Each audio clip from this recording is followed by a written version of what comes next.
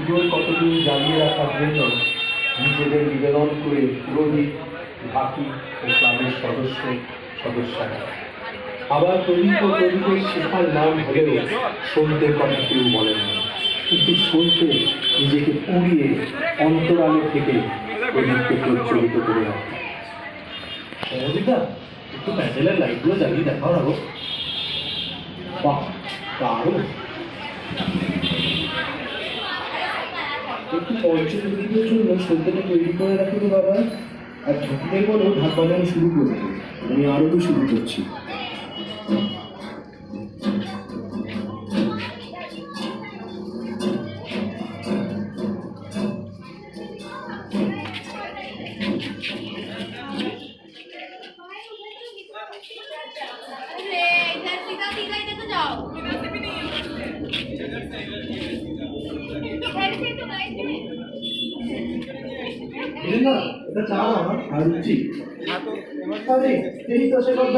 কতদিন পর দেখা হলো, চলছে না? সে কথা একটা চা দাও, পুজো তো এসেই গেল, তাই আর কি না হয়।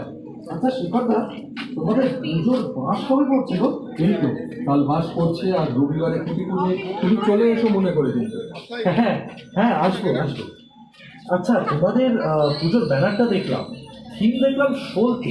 এই সলতে থিমটার ব্যাপারে একটু বলো তো শেখরদা। কি জানো তো, আমাকেও পার্থদাকে ডিটেলে জিজ্ঞেস করতে হবে। ও, তো এই বছরের আর্টিস্ট পার্থদা? হ্যাঁ, এই তো পার্থদা, তোমাকেই খুঁজছিলাম। আচ্ছা, এই বছরের থিমটা সলতে কেন রাখলেন? সলতে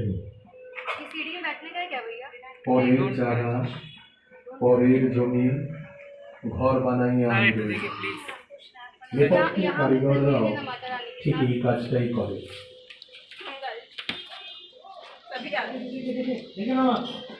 না না, দুপুর চার দড়িটা ঠিক করে বা হ্যাঁ বাবু, দেখে